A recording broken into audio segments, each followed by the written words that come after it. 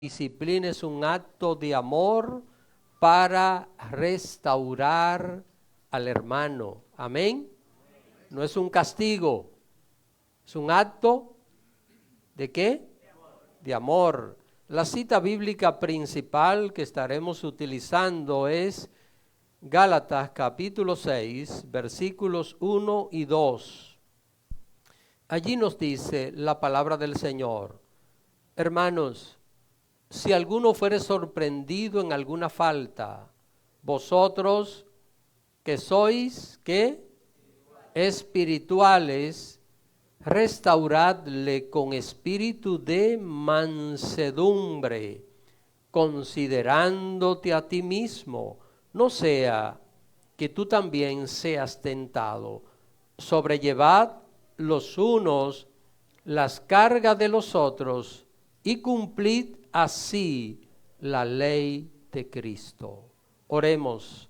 Señor amado, quiero darte las gracias por esta oportunidad tan maravillosa. Gracias, Señor, porque tu palabra nos enseña cómo tratar cualquier situación que se presente en medio nuestro. Ayúdanos, oh Dios, a reconocer que todos somos pecadores y que todos necesitamos tu gracia. Ayúdanos, Señor, a entender también que cuando un hermano nuestro se equivoque, debemos corregirlo. Nunca pasar por alto el pecado, pero hacerlo con amor, hacerlo de una forma edificante, hacerlo de manera tal que se pueda producir un provecho espiritual, tanto para el hermano que ha caído en pecado, como para los demás que quieren ayudarle a restaurar. Guíanos, Señor, y ayúdanos a entender esto en nuestras vidas. Te lo pedimos en Cristo Jesús, Señor nuestro. Amén. Pueden sentarse, hermanos. La disciplina es un acto de amor para restaurar al hermano. En estos últimos domingos he estado hablando acerca de la disciplina. Y ya nosotros sabemos que la disciplina nos ayuda a mantenernos en el camino cuando cometemos un pecado grave. Sabemos también que Dios solo disciplina a ¿quiénes? A sus hijos. La persona que nunca ha nacido de nuevo jamás será disciplinada por Dios. Y también sabemos que la aplicación de la disciplina debe ser completamente bíblica para que no sea un castigo humano, sino un acto de amor y de misericordia. En este día, nosotros estaremos conociendo que la disciplina, como ya señalé, es un acto de amor que solo tiene un propósito, que es restaurar a la comunión con Dios, al hermano que ha pecado de forma grave. Para ayudar a restaurar a un hijo de Dios que ha pecado, se necesita hacer dos cosas. Primero, hacerle reconocer que ha pecado contra Dios, que el pecado interrumpe su comunión con el Señor y que le hace detenerse en su camino hacia el cielo. Y lo segundo es que tiene que arrepentirse del pecado, tener una intención sincera de apartarse del pecado cometido, y que al hacer esto tenga la persona la total confianza de que va a ser perdonado totalmente y como tal restituido a la comunión de los demás creyentes. A los demás creyentes les corresponde dejar de mencionar lo que ha pasado. Usted sabe que vivimos en un mundo donde una persona puede cambiar, tal vez se equivocó, hizo algo horrible en el pasado, y hay gente que estará mencionando esto toda la vida, toda la vida. Y el que hace esto es una persona hipócrita. ¿Sabe por qué? Porque el que hace eso tiene defectos, se ha equivocado, ha cometido muchísimos errores. Pero el problema es que los errores graves son los que cometen los demás. Por ejemplo, los muchachos ajenos son maleducados. Los muchachos ajenos se portan mal. Lo nuestro es que a veces hacen algunas cositas, son un poco imperativos, ¿verdad? Hermanos, la vida cristiana nos enseña a nosotros que todos somos pecadores. Y la Biblia dice que la paga del pecado es muerte. Entonces, todos estamos condenados por nuestros pecados. Ahora, ¿por qué somos salvos? Porque Dios tiene misericordia de nosotros, de cada uno de nosotros. Entonces, el creyente, cuando un hermano tiene que ser disciplinado, los demás les corresponde dejar de mencionar lo que ha pasado. Deben promover que el perdón de Dios es real y completo y que su propósito, el propósito de Dios, no es estarle recordando al creyente el pecado cometido, sino que Dios lo único que busca es santificar cada vez más al creyente para llevarlo a crecer hasta la imagen del Señor Jesús. El modelo que usted y yo seguimos no es un modelo humano, es el modelo de Cristo, es el ejemplo de Cristo.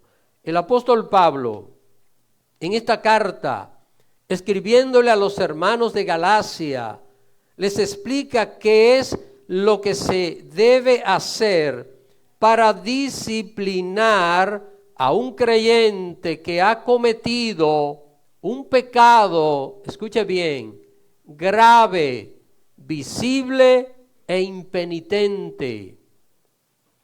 Está en Gálatas capítulo 6, verso 1. Quiero que usted lo observe conmigo. ¿Qué nos dice?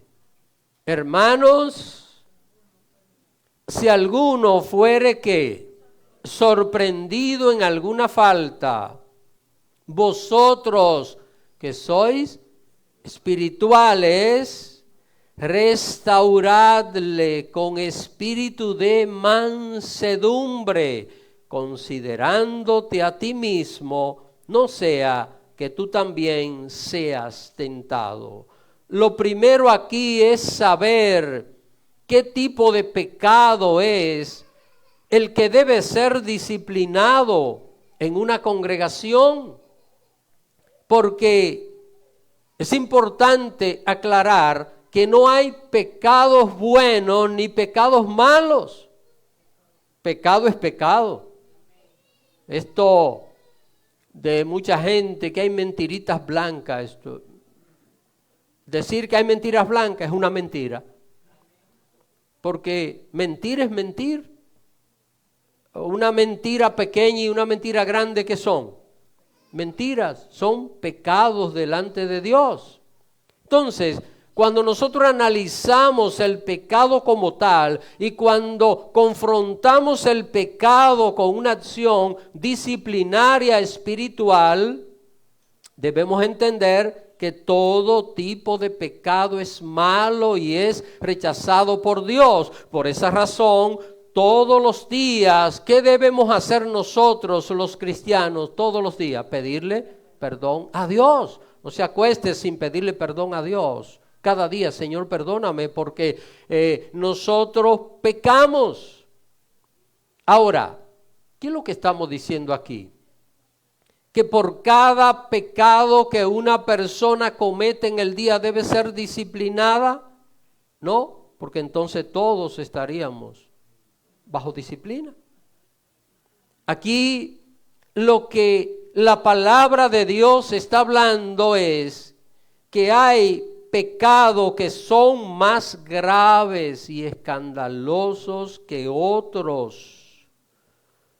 Y cuando estamos hablando acerca de ese tipo de pecado que es más grave y escandaloso, entonces es a lo que la palabra de Dios llama como que la persona que los comete debe ser disciplinada, porque este tipo de práctica hace que la persona se aleje, se aparte en el camino hacia el cielo. Y probablemente el apóstol Pablo aquí se esté refiriendo a un listado que aparece en el contexto de este capítulo. Usted tiene su Biblia abierta a mano en este momento. Quiero que nosotros veamos aquí el tipo de pecados que entendemos que debe ser disciplinado.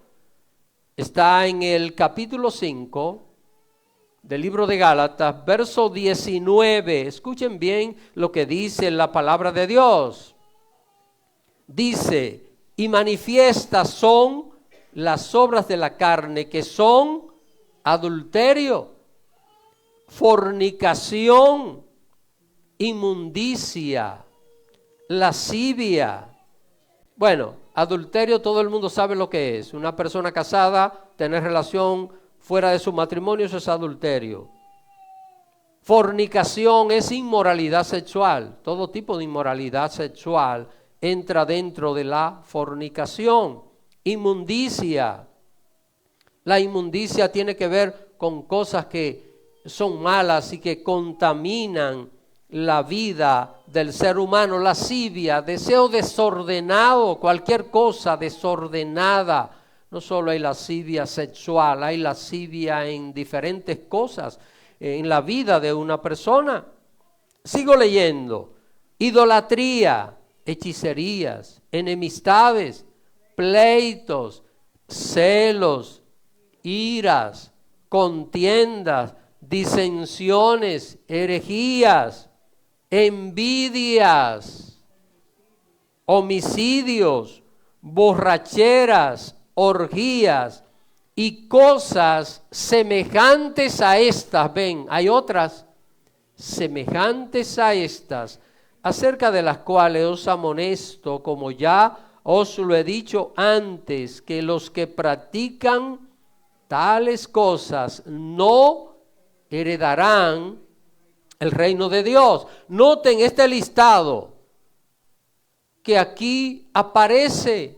Es claro, es evidente que este tipo de pecados así deben ser disciplinados, y es lo que el apóstol está señalando acá en este capítulo 6, donde hemos leído hoy y donde estamos tratando que la disciplina por un hermano a una hermana que haya pecado, este tipo de pecado grave, visible, impenitente, debe hacerse con amor, porque el propósito es que restaurar al hermano.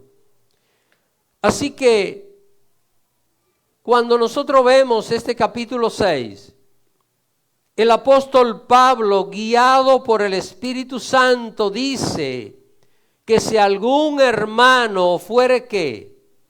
Sorprendido en alguna falta.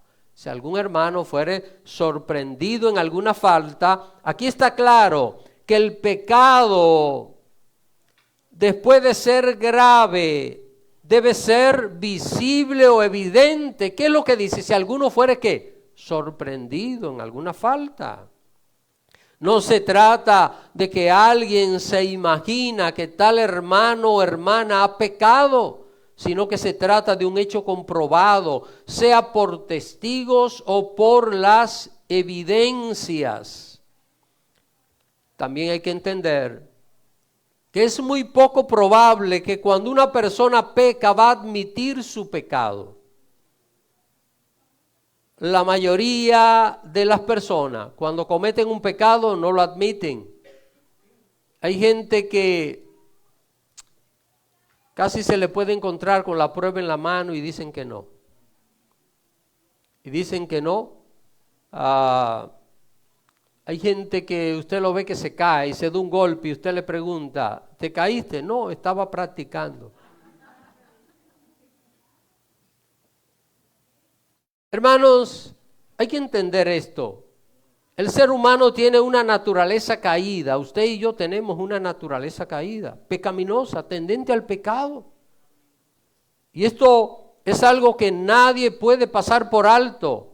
Jamás voy a pararme aquí delante a mostrarme como una persona que hace todo bien, todo perfecto, porque eso es mentira. Estoy lleno de imperfecciones. Mi obra con Cristo es que Él me ayude a irme perfeccionando. Y aún mi actividad como pastor no representa que he llegado a la madurez espiritual y al crecimiento que Cristo quiere. Estoy batallando en esto.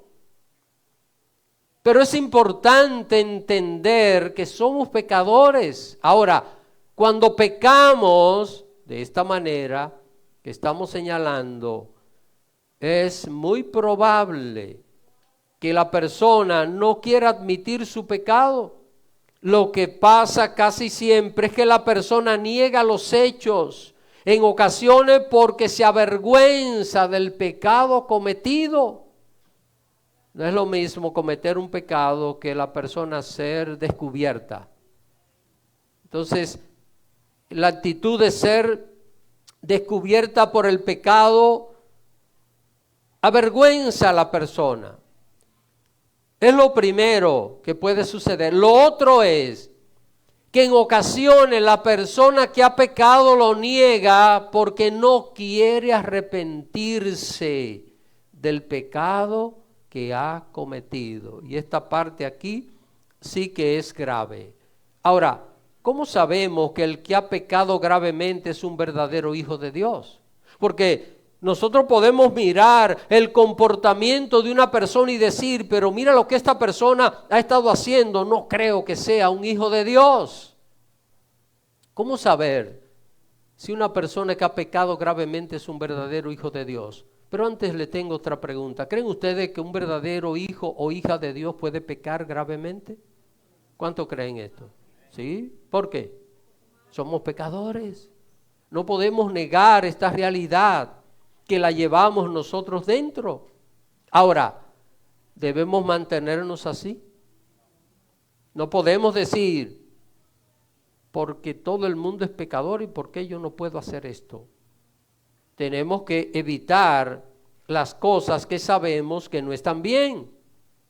Ahora, ¿cómo yo puedo darme cuenta que alguien que cometió un error, un pecado grave, es un verdadero hijo de Dios? El verdadero hijo de Dios, aunque niegue al principio que ha pecado, va a terminar aceptando que ha cometido un pecado y que tiene que arrepentirse.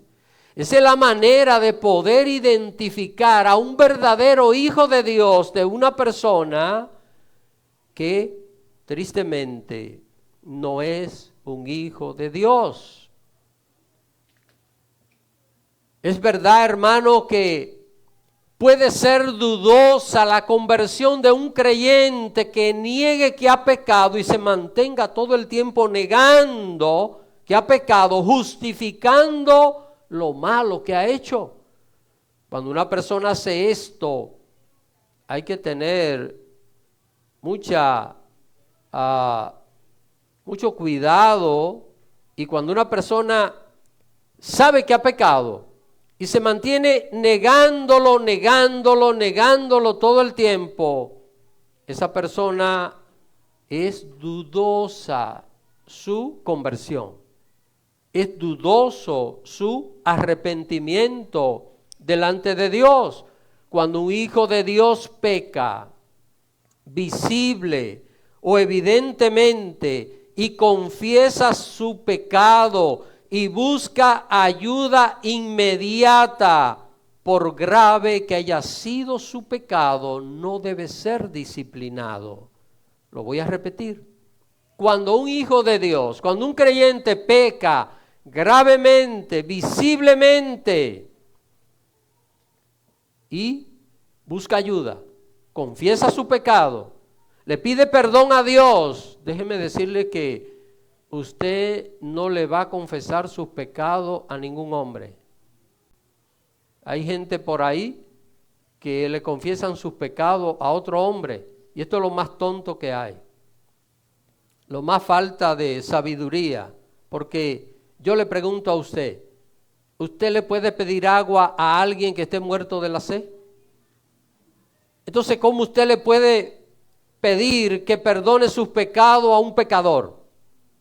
Uno que está lleno de pecado no perdona pecado. El pastor no perdona pecado. El pastor es un pecador como cualquier persona.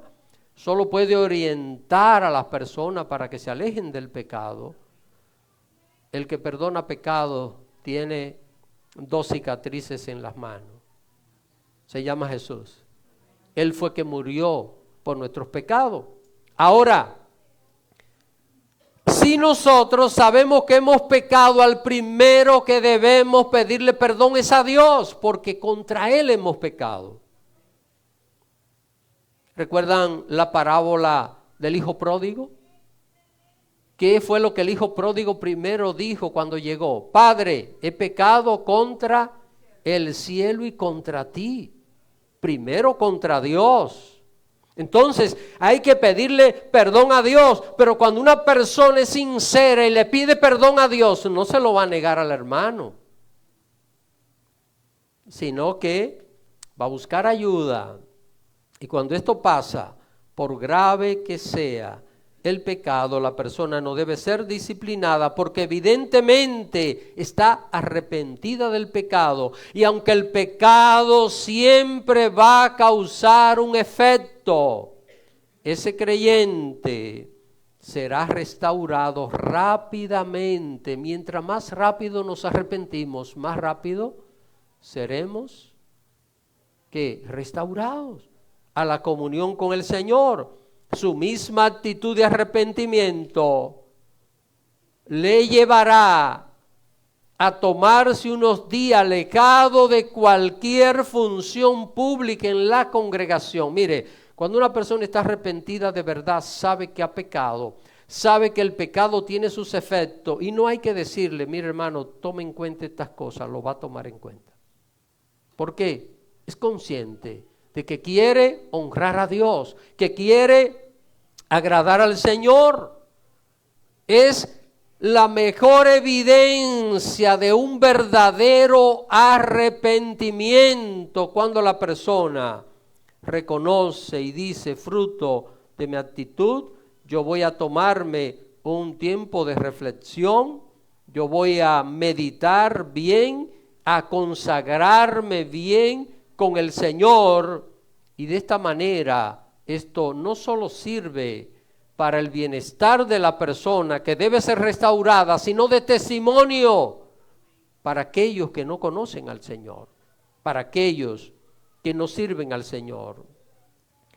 Cuando un hijo de Dios o una hija de Dios han cometido un pecado grave y visible, la Biblia dice que deben hacer los demás creyentes. Cuando usted y yo vemos un hermano cometer un pecado grave, visible, impenitente, ¿qué debemos hacer? ¿Qué debemos hacer? Siga viendo conmigo el verso 1. Vea el verso 1 de Gálatas 6. Dice, vosotros que sois ¿qué? Espirituales, restauradle con espíritu de mansedumbre. Aquí aparece una calle de 2 vías, porque se hace un llamado a todo hermano que es espiritual para que ayude a restaurar a aquel que ha pecado. El que no es espiritual puede reaccionar de 2 formas incorrectas. El cristiano que no es espiritual va a reaccionar, tiene 2 formas para reaccionar, y las 2 son incorrectas. Primero, va a justificar al que ha pecado diciendo que todo el mundo es pecador y que nadie debe juzgarle. ¿Y dónde está el amor? cuando se trata de disciplinar a alguien que ha cometido un pecado. El que no es espiritual puede reaccionar de esta manera: todo el mundo es pecador, no hay amor, ¿cómo lo tratan así? O también puede reaccionar de esta otra forma, o lo va a condenar de la peor forma posible. Se va a levantar contra esa persona que ha cometido un error. Saben que hay gente que están llenos de defectos y todo el tiempo se la pasan viendo el que se equivoca. Andan como cazadores, con la escopeta siempre lista para disparar a los demás, pero nunca se suicidan, nunca se disparan a ellos, ¿verdad? Nunca dicen: este escopete para matar el pecado mío, la maldad mía, los errores míos. Hermanos, con ninguna de estas dos formas el que ha pecado se va a restaurar. Ni pasándole por alto su pecado, ni condenándolo a muerte por el pecado, la persona se va a restaurar. Por esta razón, el llamado es a los creyentes espirituales. ¿Para qué? Para que restauren al que ha pecado con espíritu de mansedumbre. Es importante que nosotros entendamos que este llamado tiene que ver con creyentes maduros, que son los que van a restaurar. ¿Cómo? Con mansedumbre. ¿Qué es la mansedumbre? Mansedumbre es la condición benigna y suave. Manso es que no es bravo. Cuando usted llega a un lugar y dice: ese perro no es bravo. Pero cuando es bravo, hay que tener cuidado. ¿Será que habrán hermanos bravos? Que hay que tener cuidado. Y hay hermanos que son mansos. El manso es el que puede ayudar a restaurar a otro hermano cuando peca. El bravo lo que quiere es devorarlo. Note algo importante. Lo que se procura es que, ¿qué es lo que se busca? Restaurar al hermano. ¿Qué es restaurar? El diccionario de la Real Academia Española dice que es reparar, renovar o volver a poner algo en el estado o estimación que antes tenía. Por ejemplo, ¿qué es lo que es restaurar? Usted tiene un cuadro y el cuadro se le está dañando y usted busca ¿a quién? A cualquiera para que lo restaure. Usted tiene que buscar un especialista, una persona que sepa que le va a devolver su color normal, le va a hacer todo lo necesario para restaurarlo y luego usted va a decir: oh, está nuevecito. Eso es restaurar. Volver a la condición anterior. Entonces, esto es lo que hace el creyente. ¿Qué tipo de creyente? El creyente espiritual. Es importante entender esto. Yo sé, hermano, que a veces hay temas que tal vez no son como tan dinámicos como otros temas, pero es importante que la iglesia entienda esto, porque en nuestro proceso como iglesia hay momentos y se van a presentar momentos en que hay que disciplinar a un hermano y la iglesia debe estar clara qué es lo que hay que hacer, cómo se debe proceder bíblicamente para no hacerle daño a un hermano, pero tampoco para tapar el pecado que contamine lo que es la vida de santidad de la iglesia. Si un hermano se le tapa el pecado, ese hermano no va a llegar al cielo. Amén. Pero si un hermano peca y todo el mundo lo patea, ¿cómo se va a restaurar? Es imposible poder hacerlo. La única manera de restaurar algo es sometiéndolo ¿a qué? A un proceso para poder restaurar algo que puede ser doloroso, difícil, y requiere tiempo. Es importante que entendamos que restaurar la vida espiritual de un cristiano puede ser que con una sola conversación no se produzca. Ojalá que sí, que nos equivocamos, si alguien se acerca y nos corrige y nos arrepentimos de corazón con una primera conversación, sería maravilloso, pero no siempre es así. No siempre sucede de esta manera. El pecado debe ser tratado por su nombre, pero con amor. No podemos decirle a un ladrón, no, tú sustraes algunas cosas, pero ¿sabe? Eso no es nada. Vamos a decirle, robar es malo, robar es pecado, tomar lo ajeno es pecado, porque así dice la Biblia. Ahora, ¿Dios te perdona? Sí, Dios te perdona, pero tiene que arrepentirte. Tiene que dejar esa vida. No puedes continuar viviendo de esta manera. Es importante que nosotros entendamos que el pecado debe tratarse por su nombre, pero con amor, procurando no la vergüenza. No es avergonzar a una persona. ¿Qué es lo que se busca? El arrepentimiento de la persona que ha pecado. ¿Saben lo que puede hacer una persona? Una persona puede ser amonestado en una congregación por haber cometido un pecado y dice que renuncio a la iglesia y me busco otra iglesia. Si es un hijo de Dios, donde se vaya, Dios lo va a disciplinar. Porque esto no se trata de los hombres.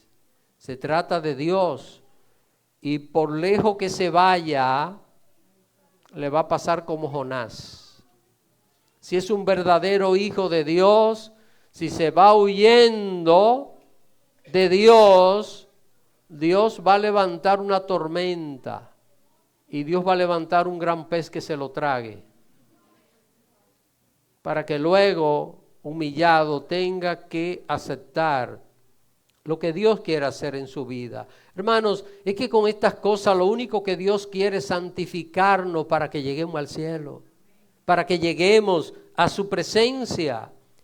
Así que, ¿por qué el creyente espiritual no va a ir a acusar al que ha pecado? Vamos a ver, ¿por qué ustedes creen que el creyente espiritual, el creyente carnal puede acusar, puede o defender o acusar a muerte aquel que ha pecado? Pero el creyente espiritual, ¿por qué no va a ir a acusar a la persona que ha pecado?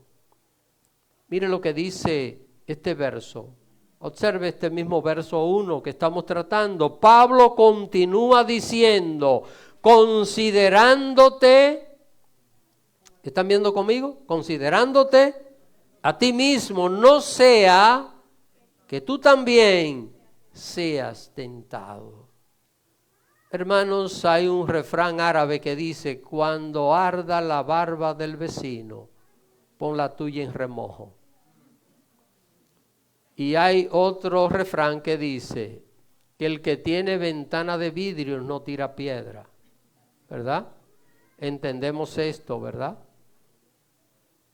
Es que se trata de que de unos cuantos pecadores tratando de ayudar a otro pecador que ha cometido un pecado grave y visible que ellos no están cometiendo. ¿Están entendiendo esto, hermano? Porque yo creo que sería deshonesto y traería la ira de Dios que yo esté cometiendo un pecado y llame a disciplina a otro hermano que está cometiendo el mismo pecado que yo, pero el mío está oculto. No se sabe. El de aquel hermano sí se sabe.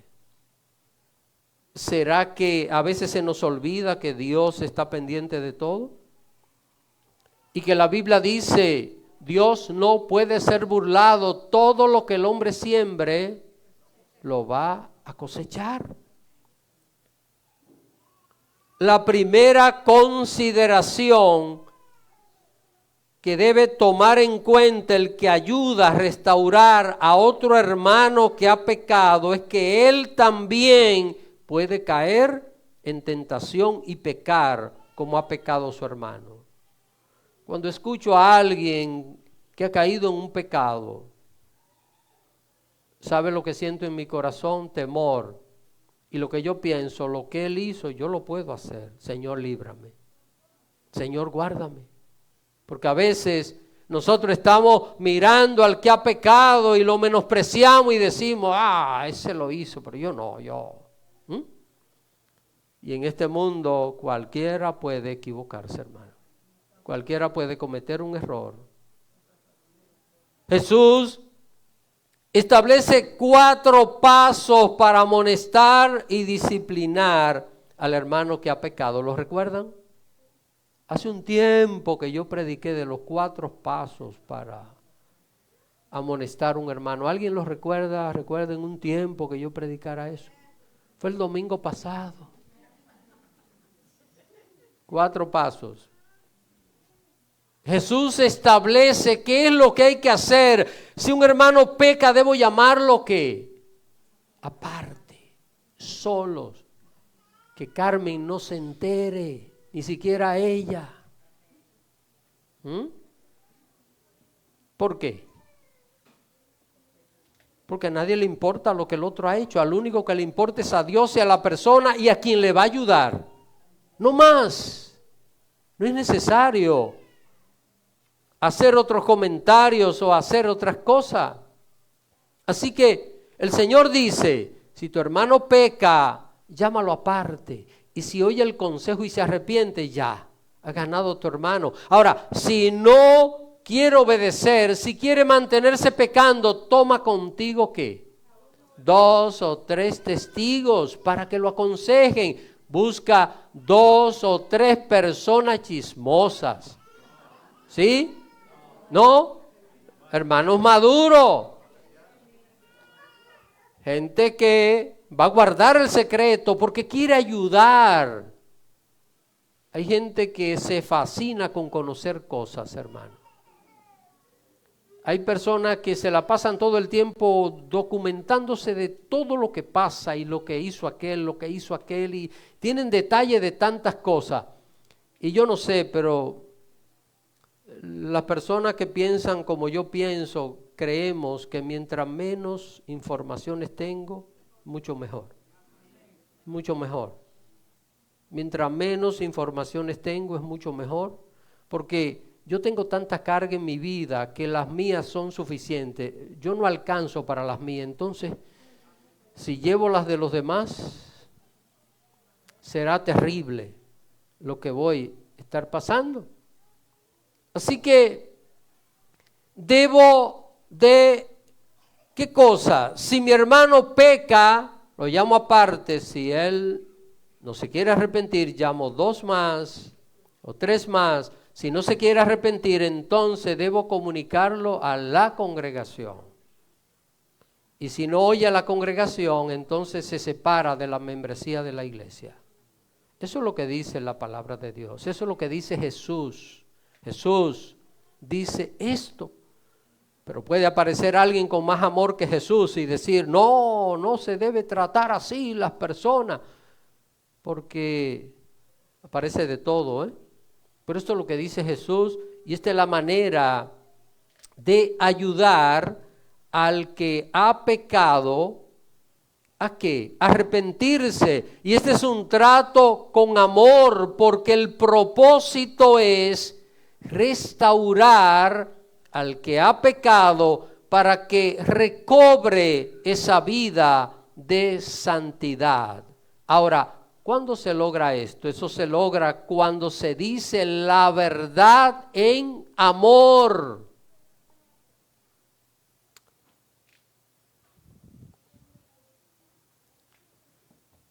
Hay un refrán que dice que es mejor el golpe del que ama que los besos del que no ama. Y esto nosotros lo vemos en el trato de los padres con los hijos. Todo el que tiene hijo Si no lo has sufrido, está a punto de sufrir esto, que aparecen amigos de los hijos que parece que los aman más que nosotros. Eso es en el pensamiento de los hijos. Ellos están pensando que otras personas lo aman más hasta que se enferman, hasta que le pasa un problema, hasta que le pasa una tragedia, que se dan cuenta que los únicos que están a su lado, ¿quiénes son? Sus seres queridos, inmediatos, son los únicos que están dispuestos a cualquier cosa, a lo que sea. Pero tristemente se da este tipo de situación. Ahora, ¿cuál es la actitud de los hijos con los padres? Todo lo que quiero hacer, mi papá está en desacuerdo. ¿Sí o no? Vamos a ver, ¿cuáles de los que están aquí dijeron eso cuando estaban creciendo, que su papá siempre estaba en desacuerdo? ¿Quién? Levante las manos solo para saber, que nunca querían lo que usted quería. Y la pregunta es, hoy día, ¿usted sigue estando de acuerdo con eso? Usted cambió ya, usted dice, mis padres querían lo mejor y cuando me corregían era por lo mejor. Pero los hijos piensan que cuando se le corrige, se le está haciendo daño. Hermanos, y aún nosotros siendo adultos, cristianos, tenemos un gran Padre que se llama Dios. Y ese Padre Dios, porque ¿qué es lo que nosotros decimos en la oración modelo? Padre nuestro que estás en los cielos. Dios es nuestro Padre. Y si Dios es mi Padre, Él quiere corregirme. ¿Y cuándo me va a corregir? Cuando yo he hecho cosas que no están bien. Dios nos va a corregir. ¿Y qué Él hace? Tiene que disciplinarnos para que podamos enderezar nuestros pasos. Porque Él quiere que compartamos ¿qué cosa? Su santidad en su presencia. Y la Biblia dice, sed santos porque yo soy santo. Y sin santidad nadie verá al Señor. De esto se trata. Y por esta razón es que el Señor quiere llevarnos por este camino. Quiero concluir con estas consideraciones. Lo que hace completa esta enseñanza, de lo que ya hemos visto de este verso 1, es lo que dice el verso 2, Gálatas 6:2. Usted tiene su Biblia abierta a mano. ¿Qué dice? Sobrellevad ¿qué? Los unos las cargas de los otros y cumplid así la ley de Cristo. Vamos a ver, vamos a poner una situación hipotética. Imaginémonos que un grupo de 5 personas están caminando en una montaña, están de excursión en algún lugar. Cada uno que lleva su mochila, lleva las cosas que necesita. Y de repente uno de los 5 tropieza y se golpea. ¿Qué deben hacer los otros? ¿Y van a botar sus mochilas? ¿Qué tienen que hacer? Cargar sus mochilas, pero aparte, ayudar al otro. Pensemos que la otra persona pueda caminar con un poquito de dificultad, pero puede caminar, pero no puede llevar el peso. Entonces, ¿qué hay que hacer? Alguien tiene que ayudarle. Alguien del grupo tiene que darle la mano. Esto es lo que Jesús está diciendo aquí, hermanos. Vamos todos caminando juntos, pero dice, sobrellevad ¿qué? Los unos la carga de los otros y cumplid así la ley de Cristo. Un creyente que difame, un creyente que critique a su hermano que ha pecado, demuestra que no es espiritual, sino que es carnal o inmaduro. Y una persona así jamás va a poder ayudar a restaurar a alguien que ha caído en pecado grave. Por esto es que este verso 2, le sigue hablando solo al creyente espiritual y maduro. Ese sí podrá ayudar a restaurar a su otro hermano. ¿Cómo sabemos quién está listo para ayudar a restaurar al que ha pecado? Porque nosotros ahora mismo podemos abrir una incógnita, decir, en toda la congregación, ¿quiénes son los hermanos que pueden ayudar a restaurar a otro que haya pecado? ¿Cómo podemos identificarlo? Se trata de un hermano o hermana que lleva una vida ejemplar de buen testimonio. Una persona de mal testimonio, de un estilo de vida dudoso como cristiano, ¿qué puede ayudar? ¿Qué puede hacer? ¿Qué consejo de medicina le puede dar un carpintero a una persona? Saben que hay gente, hermanos, que van donde el médico y el médico le dice, mire esto, aquello, y la persona sale de ahí, conversa con un sastre, y el sastre le dice, no, usa tal cosa, y terminan. ¿Quién puede ayudar a un hermano que ha caído? ¿Alguien que sea de buen testimonio?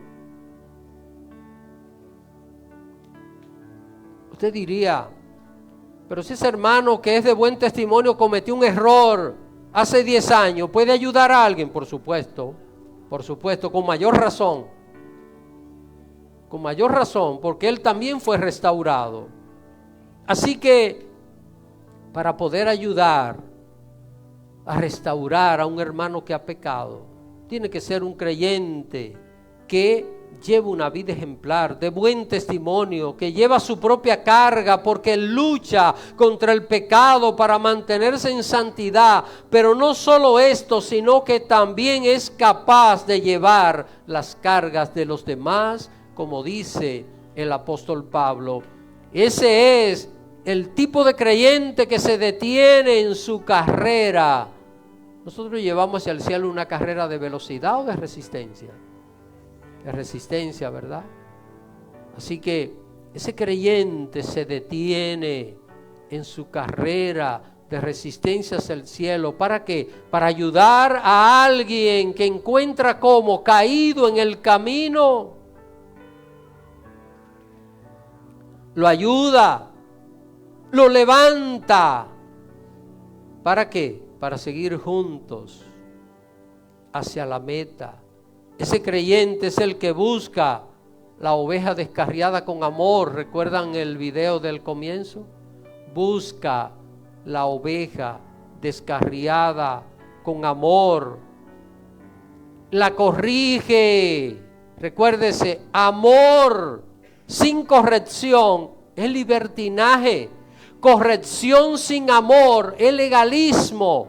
Tenemos que juntar las dos cosas para que haya un equilibrio, amor con corrección. Note que la ley de Cristo es ¿qué? ¿Qué dice el verso? ¿Qué es la ley de Cristo? Verso 2. Sobrellevar las cargas del hermano que ha pecado. No llevar su pecado. ¿Notan esto, hermano? ¿Notan la diferencia?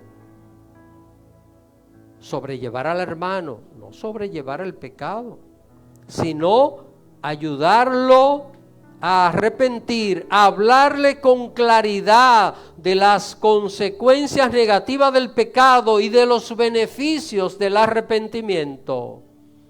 En ocasiones, para que haya arrepentimiento verdadero, será necesaria una disciplina, pero en todo caso, la disciplina no será un castigo, sino que será ¿qué?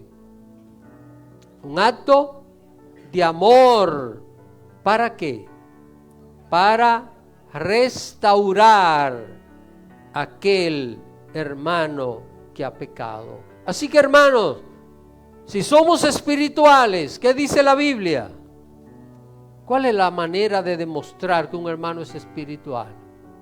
Es cuando otro se equivoca, restaurarle con espíritu de mansedumbre. Que el Señor les bendiga en este día. Vamos a estar en pie. Hay dos cosas finalmente que debemos meditar en este sermón. Si yo necesito ayuda para ser restaurado. Y lo otro es, si yo puedo restaurar a alguien. Amén. En uno de los dos vamos a estar todos. O necesito ayuda para ser restaurado espiritualmente, o tengo que ayudar a alguien a restaurar. Oremos a Dios para que Dios nos ayude en estas dos cosas. Padre bendito, queremos agradecerte en este día, esta palabra que nos ha permitido tener. Gracias, Señor, porque tú estableces con claridad cómo debe ser tratado un hermano cuando peca. Ayúdanos, Señor, a restaurarle. Ayúdanos, Padre, a no escandalizarnos. Ayúdanos, Señor, a no hacer comentarios. Ayúdanos, Padre, a poder ayudar a aquel que cae, aquel que se equivoca, aquel que peca, que podamos ayudarlo a levantar. También, Padre mío, te pido en este momento por cualquier hermano o hermana que cometa algún pecado, para que lo reconozca, para que entienda que necesita ayuda, que necesita arrepentirse, que pecando nunca llegará al cielo, nunca llegará a tu presencia, que solo arrepintiéndose podrá continuar con su camino libre hacia ti, oh Dios. Ayúdanos, Señor, a arrepentirnos cuando pecamos gravemente, y aún diariamente ayúdanos a arrepentirnos de cualquier pecado que cometamos, y ayúdanos también para que estemos dispuestos a ayudar a otros que han pecado, a restaurarlo, a no escandalizarlo, Señor. Padre, que si alguien cae, no le demos un golpe en el suelo, sino que lo ayudemos a levantar, que con amor lo confortemos, que con amor lo edifiquemos para gloria tuya. Te lo pido, Padre, en el nombre de Jesucristo. Amén.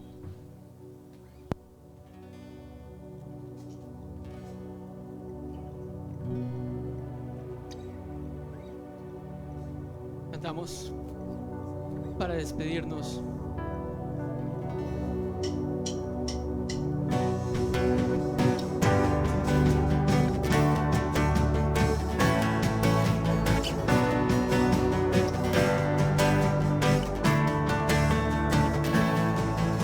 La única razón de mi adoración eres tú, mi Jesús. El único motivo para vivir eres tú, mi Señor. La única verdad está en ti, eres mi luz y mi salvación. Mi único amor eres tu Señor, y por siempre te alabaré. Tú eres todo poderoso, tú eres grande y majestuoso, eres fuerte, invencible, y no hay nadie como tú. Tú eres todo poderoso, tú eres grande y majestuoso, eres fuerte, invencible, y no hay nadie como tú.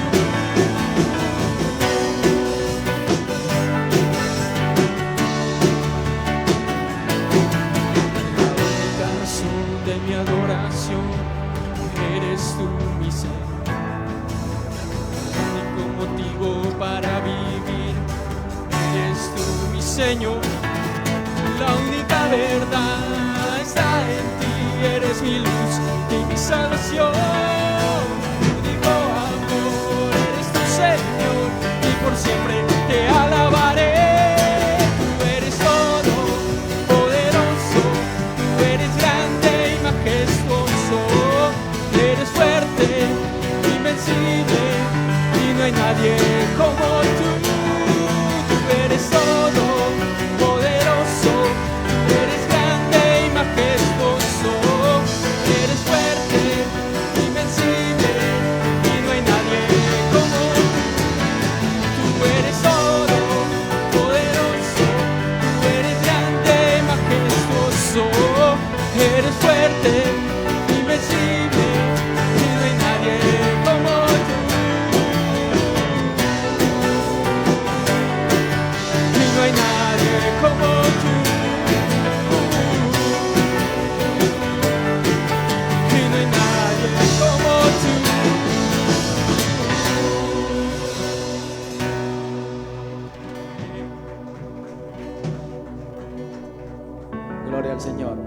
ya para ser despedidos. Señor amado, gracias por este maravilloso tiempo que nos has permitido en esta tarde. Gracias porque podemos regresar a nuestros hogares cargados, Señor. Gracias porque hemos alimentado con tu palabra.